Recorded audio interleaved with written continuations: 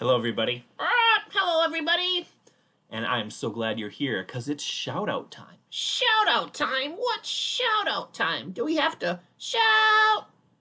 No, you don't have to shout to do that. It's a way you show appreciation to somebody. So in our class, we often give shout outs. And what that means is you talk about something good or cool about them. And so it's a way to encourage them. Oh, I like it. Who are we shouting out today?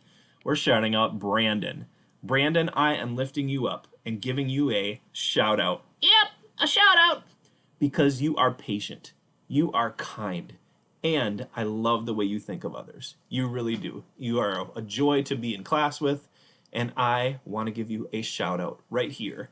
Nice work, Brandon. Thank you for having all those qualities and then so many more. But you mean a lot to me, and from my heart, Yeah, from my heart too. Right here, my heart.